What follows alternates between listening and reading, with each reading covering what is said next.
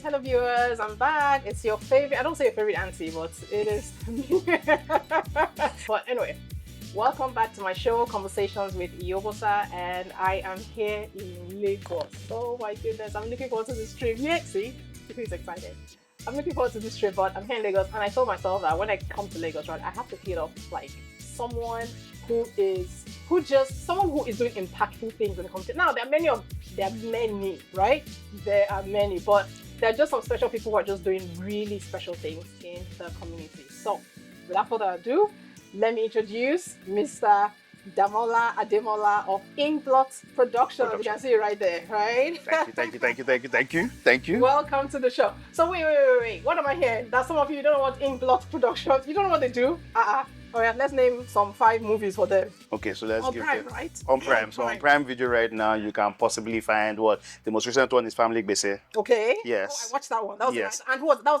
That was 𝐿𝐮𝐬𝐫𝐞𝐭 right? and 𝐿𝐿𝐫𝐿𝐫, Sandra. That started. Yes. Yes. Teniola, right? Yeah, Teniola Ademola. Okay. Then I can give you The Betrayed. The Betrayed, that was directed by my partner 𝐬𝐮𝐬𝐫𝐿𝐫. That's the directorial debut that had Uche Montana, had Linda, Ibrahim Suleiman, I had what do you call it? Had Gabriel Afolayan, had Jemima Osunde. What's her name? Which one of them? Kind of like the Kingpin. The Kingpin. Adoni. Adoni. Yes. Yeah, she was Adoni. fantastic. Yes. Yeah. Then we got like so many. I mean, there's so many. There's there's 𝐿𝐿𝐫𝐿𝐫, Kunle Remi, Finn, who's the 10-year-old boy in he was it. Fantastic. Yes, I know. And then Bisola Ayala, and then there was Kiki as well. Yes. That's one. Yes. Right. And then we'll have to mention one more. Big Love. Big Love, that's by Biodun Stevens, that had what do you call it? Bimbo Ademoye, and had Timmy. Yes. Yeah. So that's actually a good one. But there's one that I want to call, Shad. Okay. Because that one I directed that one. Okay. And that was A Weekend to Forget that had 𝐿𝐿𝐫𝐿𝐫, Neo, if you like Big Brother. Those two are from Big Brother. Erica, who was also in Big Brother, and then had Inidima, right? Staninze, and then had Akin Lewis in it as well. That's one where it was like, let me not spoil it, but friends, right? Friends, got together and weekend, by the pool. Guys, yes. I remember that one now. So, see, there's no excuse, okay? We've just mentioned 5 movies, right? Yes. Amazon Prime, doesn't matter where you are. If you're here in Nigeria, if you're in the diaspora, Amazon Prime, and just, search up these movies and go and entertain yourself, okay? Fantastic. So, we are here to interview one of the brains behind inkblot Productions, right? We're really going to get to know him. Like, how did he get started? Did he always know he was going to be in the, in the movie production business? Or, like, let's talk about it, right? And how inkblot Productions, how they're impacting him with his partners and the company, how they're impacting their space. Okay? All right. So we've already said it, right? Yeah. You're 3. Yeah, but you 3 of us. And 2 others. Yeah. Now, I just said it, right? Did you study film production in college? I mean, like, how did you set up? Like, how did this come about? All right, so let's start. First things first, I think with any industry, you need to have passion. Okay. So we had a passion for film. My partner Chinaza Onuzo and my other partner 𝐿𝐿𝐫𝐿𝐫, we basically had a passion for film. We generally just loved it. Naz and I can probably, that's Chinaza, we're calling Naz, but Naz and I can probably sit down and just discuss films. All day, right? And it's kind of weird if you are with us and we're referencing movies. We're not referencing, like, remember that movie We'll basically talk about a scene from the movie, and then my partner Zulu sometimes is wondering, wait, what movie are we on now? Because this scene that you're talking about does not. I'm like, oh no, we're talking about this movie. And then she's like, okay, just tell me the title of the movie. I will catch up. Keep up. Yeah. So we basically had a passion for film. Okay. And I studied architecture in school. Wait, you didn't even study film production? No, not at all. Architect, please. What did the other 2 study? Naz was in private equity. Zulu's a lawyer. Okay. Zulu studied law in school. Okay. Naz studied econs or accounting, something like that. Right. But he was in private equity at the time. I basically had been an architect for a few years, and I got bored with that and I moved to advertising. Okay.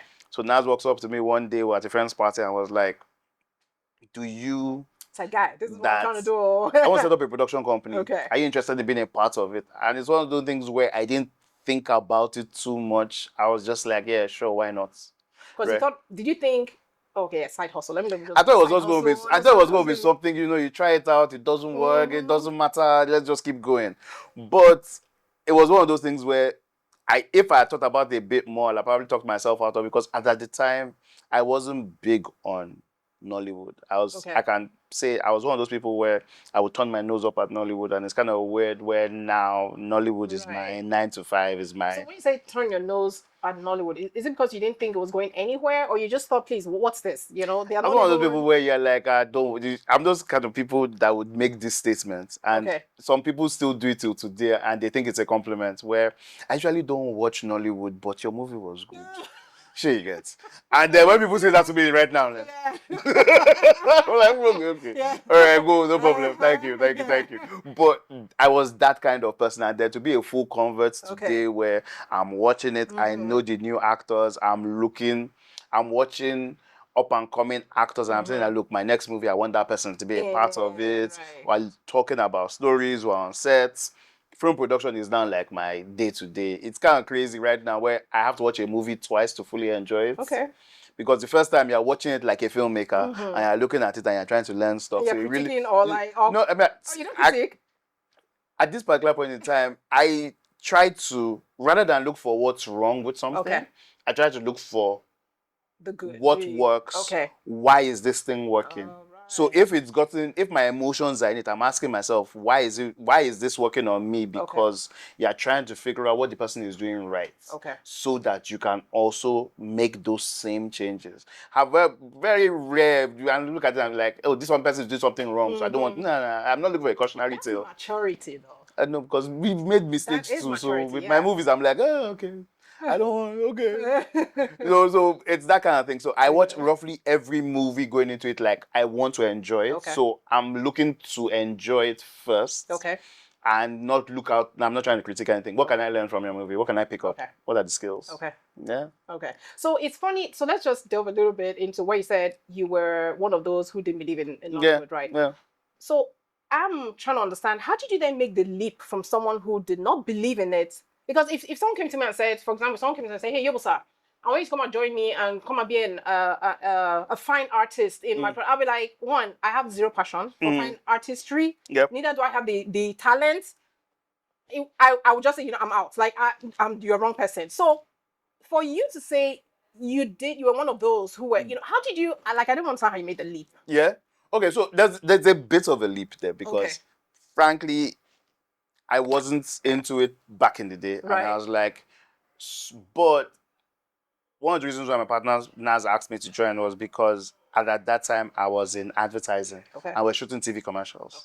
So I had a sense of what needed to be done, but I was coming from a background where storytelling was 30 to 60 seconds. Right.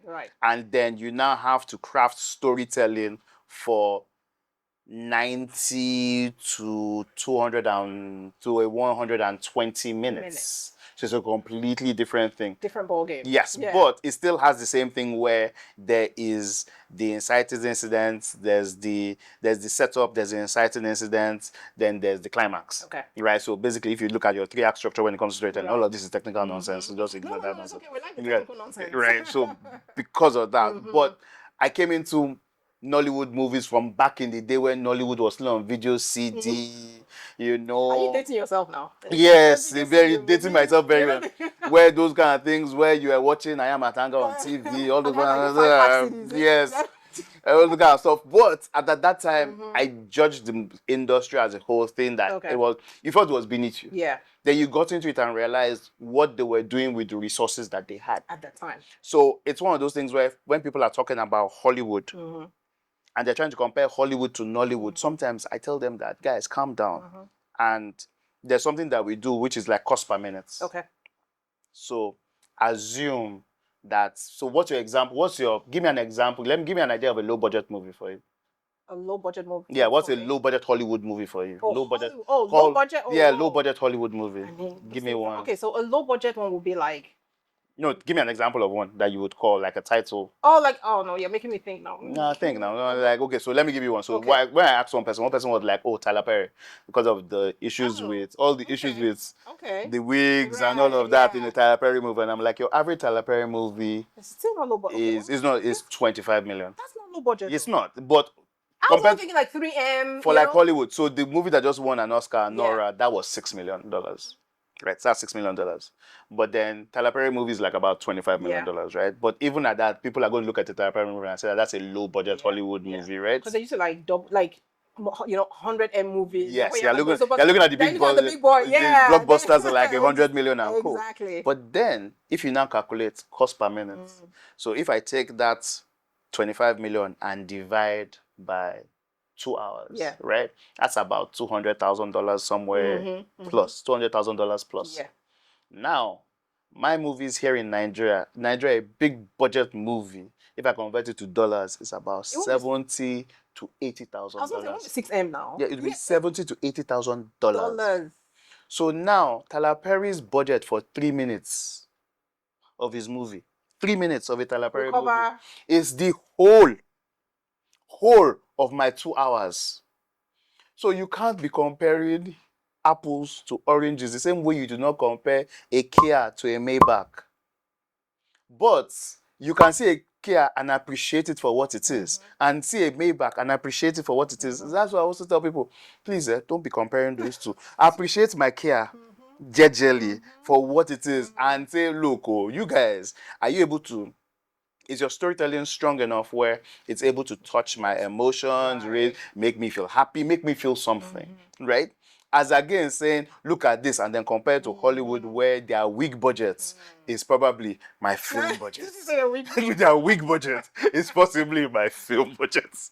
Oh my goodness, thank you for breaking. So I've never heard it being said this way, right? Usually what I hear people say is, because I've had, some, Nollywood producers on my show, and what they easily say is, Hollywood has been around for decades, right? So if you want to do true apples to apples comparison, compare the Nollywood of today with Hollywood of, you have to go back decades. Yeah, do you understand? Yeah. And then you can start saying, okay, some comparisons, okay, let's just see, Yeah. So bear with us. Yeah, we're coming up. We're up and coming. So, but there's also things like, one of the things about a Hollywood movie compared to a Nollywood movie is also the infrastructure that's been built around it.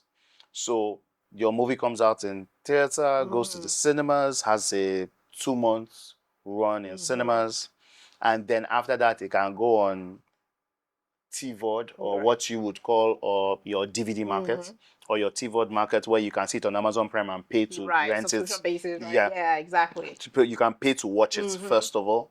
Then it can then go on to the streaming part of Amazon, which now means that I am now the streaming part of whatever, where it is now there. After it goes on streaming, you can now find it on airlines. You can then now find it on, if you're here in Africa, there's DSTV, for example. But this is the weird thing. You can find a movie like The Sound of Music. You can find a music like Fast and Furious 1, which was made in 2009 or something. They have up to they have like about 11 or something about to come on. I know it's a lot, yeah. So you have like one, which was in like 2009, if not before that is still available on DSTV, which means DSTV is paying to license that movie to show it to their audience. So there is such a huge... what they call it, there's such a huge, there's such a long tail for them to continue to earn money on that film, right? So we don't have that long tail yet. So we presently right now, you can go to cinema. After it goes to cinema, it ends up on like a streaming platform. They have it exclusively for like about 3 years. And after that, you now enter the non-exclusive markets where you are now looking for people to pay. Now the question is, how much are people willing to pay in that secondary window? Right. Because it's now non-exclusive. But you see, once you can build out that long tail, where I now know that if I invest, like Hollywood, for example, the reason why they can put in 25 million, 100 million, whatever, is that they're not expecting to make all of that back in cinema.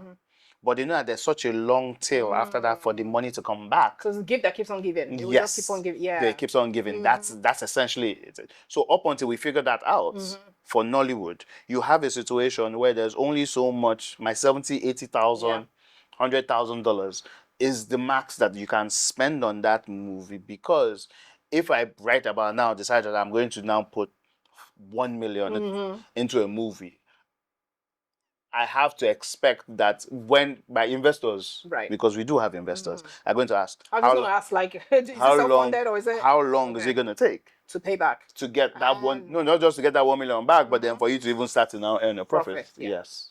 So that's it. Wow.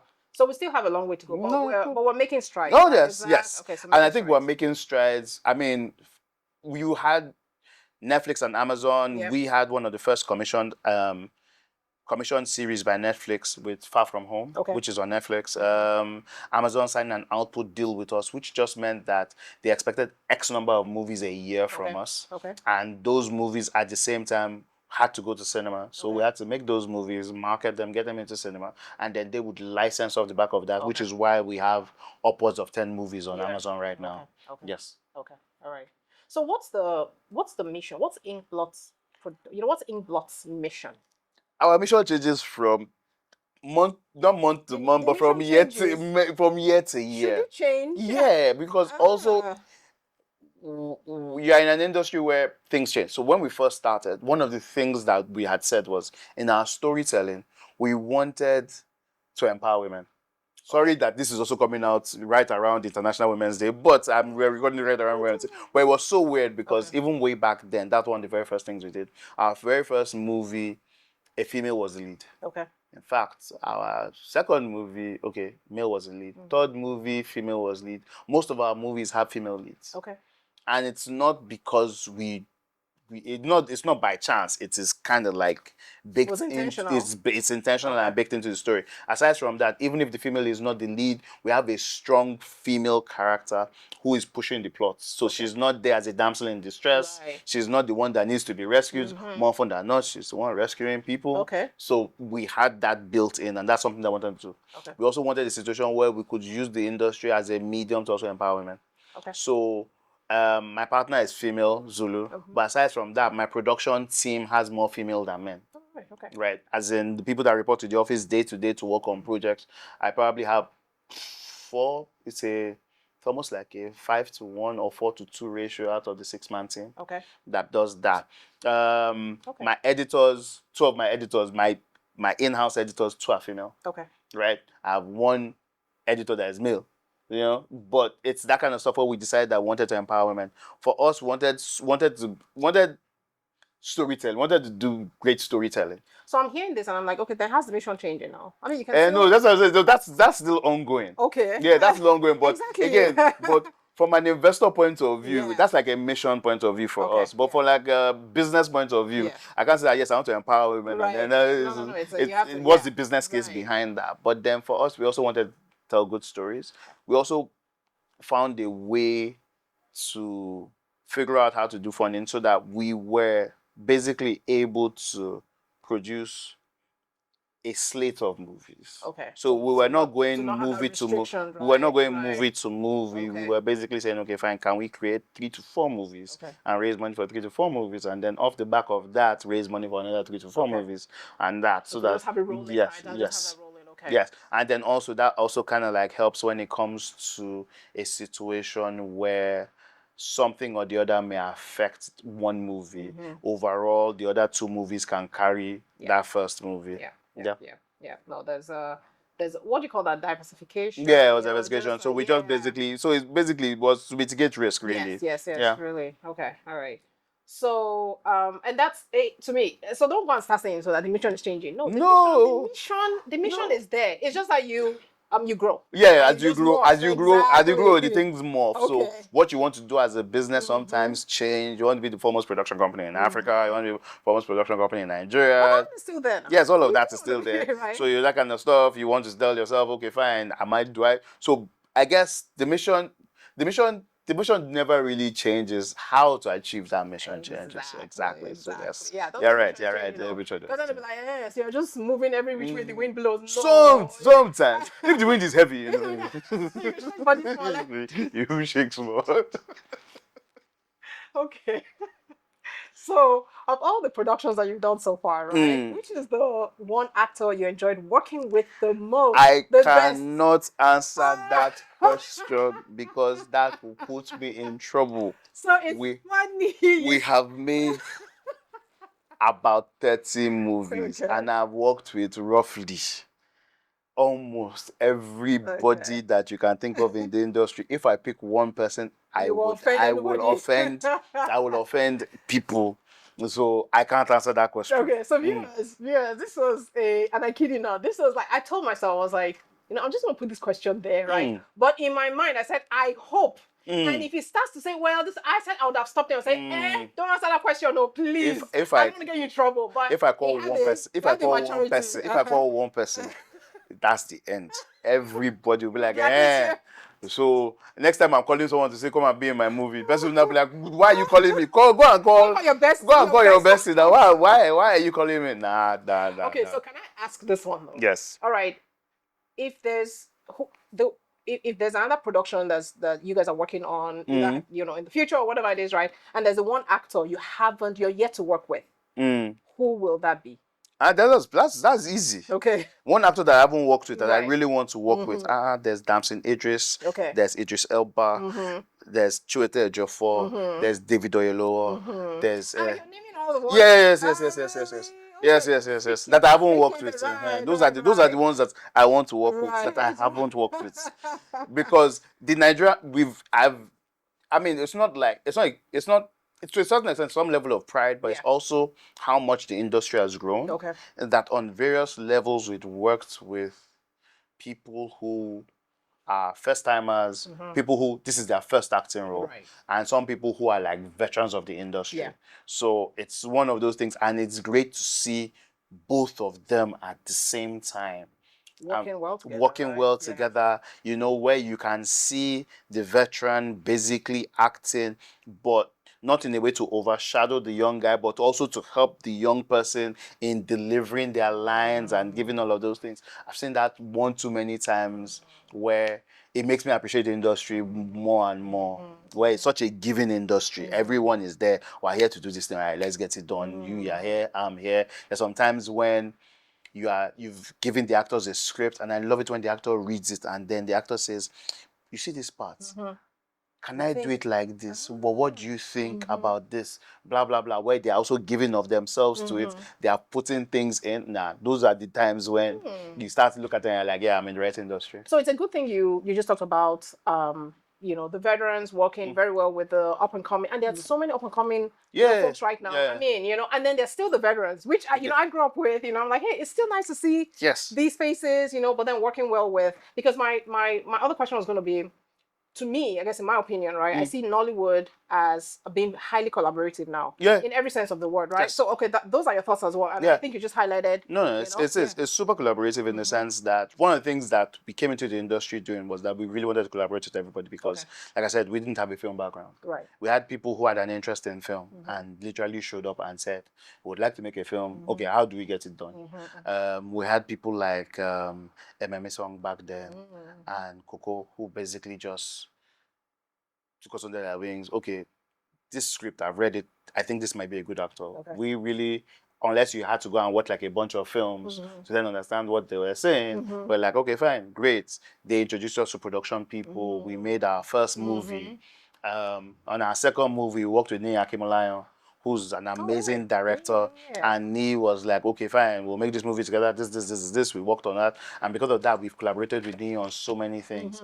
By our fourth movie, we collaborated with Filmhouse, Ebony Life to make Wedding Party 1. So it's one of those things where you are just like constantly just seeing people, and it's surprising that all of those things are just popping up. So it's very, very interesting. And that is, it's heartwarming because, gone are the days where people just kind of like just hoard information or hoard. I know you don't. I don't share with you. And in my head, I'm like, that only collaborating can everyone kind of like uplift the industry.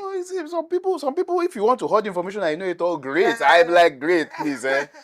Where can I come and learn from you? Because it's always a learning process with each individual. Right. That's always the challenge, because if we didn't learn from others, we would have nothing to give the next person. There will be no way, nothing to pay it forward. Pay it forward. Yeah.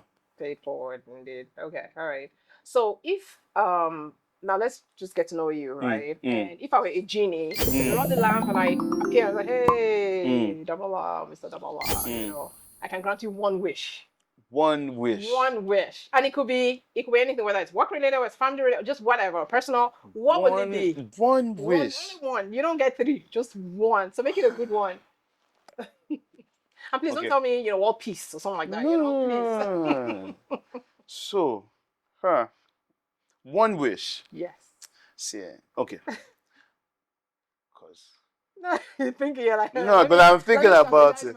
Let me think about it, because it's very easy for someone to say money, but then if you now have like Elon Musk type of money or Jeff Bezos kind of money, what can I do with it? And then with what we've seen, I can buy influence, I can buy an entire government, and I can own a country. So do I want that?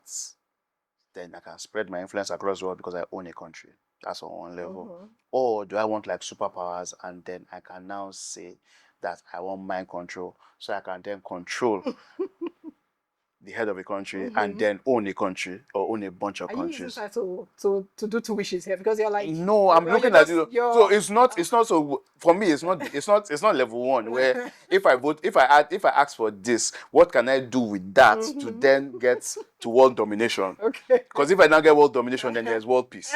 See, so it's rather than just say world peace. How do I get there from that? So do I want Elon Musk money? Do I want supernatural powers where I can control people's minds? Or I think I just want health. Really good health for my friends and family. That's it. I'll go back to that. But if there's a second wish, either one of those two. Elon Musk money, where I can control the government, then I can now get to world domination, then there'll be world peace. Or superpower, mind control. Right. That's the second one. So the first one you're saying, one wish is good health. Good health. Okay. So that I'm healthy while I'm now working towards the other one for world domination. Trying to get the Elon Musk kind of money. Exactly. No, but let's talk about health. So when you talk about health, like what does that mean to you though? Especially working in this industry, So I'm a super active person and all of that, and up until a few weeks ago, I was like super active, and then something happened to me where I lost the use of my leg was numb. I had muscle weakness in my right leg, could barely sit up, could barely stand, could barely run, could barely do anything. Right. And that's why health is so important to me. And I've seen that on set and you've also seen those kind of things where you see people that you remember from back in the day who are like super active, who are just huge mountains of people, and then they basically like shrivel up because something or the other happened, or they just got old. So which is why for me, that health bit is super important to me, and that really matters. Okay. And it's but you're right. You're so right, because I tell people my friends and I will talk about it, even my family, like you, I'm super active and all of that. But I tell people, like, you may have 100 problems in this world. Wait until you have a health problem. Oh no, that becomes your number one. That becomes number one. Everything else just takes a backseat to it. Insignificant. Because you really can't do much. Yeah. Because you really can't do much. Because you cannot do much. You just try. So health. Yeah. Is wealth. Yeah. True. It's not true. It's not a joke. Like true. Seriously, right? Before December 2024, I would have probably not said this. But after this last 3 months that I've had, I'm like, that's the most important health thing. As well. Yeah. Health as well. Yeah. So viewers, health as well. I say this on my show. Because I also do the show where it's a monologue. We talk about it. Yeah. How to tame your mind, your body, and your money. So the body part, I'm like health. Oh yeah, most definitely. Most definitely. Okay, all right. So last before we wrap up, right? inkblot. Yeah. What's next for inkblot? What are next level things for you guys? So when we first started, we started off with just making movies. Okay. Let's just make a movie. Then we made a bunch of movies. Then we got to a point where we wanted to make enough movies to get to a point where the international players would know us, see us, and be interested in working with us. We got to that point where we got those international players to say, okay, fine, we'll give you a commission, we'll commission you to do a project, or we'll give you an output deal. I think we're the first to get an output deal out of Africa. All right, with Prime, yeah. So we had that. Then we are probably at the next stage where we're trying to do stuff not just in Africa, but then also outside of Africa. So it might be like, coming soon, you might hear about a co-production between inkblot and some other international body making some big budget movie. It will be $70,000 anymore. Larger budget It won't be $70,000 anymore. It might be something way bigger than that. So that, I guess, we can once we enter the M's, then we can now be like, they can now be like, okay, you can now try and start to compare that, we are getting there. But that basically is the plan. And as always, our vision, as a company, the more you do, the more you see that more opportunities open up to you. Indeed. So then the opportunities that may open up tomorrow may not just be in film production. Maybe anything else, maybe in distribution, maybe, I don't know. But maybe development of some other project. So it's those kind of things where we're looking at, and then there are more opportunities opening up to us left and right. It's not just taking advantage of that. So we're in that growth period where you're like, what do I grow into? So we're trying to figure that out now. So is it always, because right now you primarily do, I want to say scripted, right? Yeah. With the movies and all that. Are you looking at like maybe unscripted, if not like, talk shows, like, right now it's just that niche. So the biggest thing for us, when we first started, we were, because of my advertising background, I wanted us to be like, we can do scripted content, but more episodic type content. And we ended up creating like a web series, which I would say was ahead of its time. But it's on what do you call it? It's on YouTube somewhere. It's on YouTube somewhere called Knock Knock. Right? But it was something experimental, like short 5-minute episodes. But we wanted something to show the brands so that brands could be a part of. That didn't really work out. But that was also a learning process for us. And then we used that, and then we started making film. Now, the path to returns on our investment in film was a lot simpler. You could take it to cinema, from cinema, you could get it licensed, and then it goes on and on and on. But with things like TV, talk shows, realities, scripted, unscripted, episodic content type of stuff, you almost need a home for it first before you make it.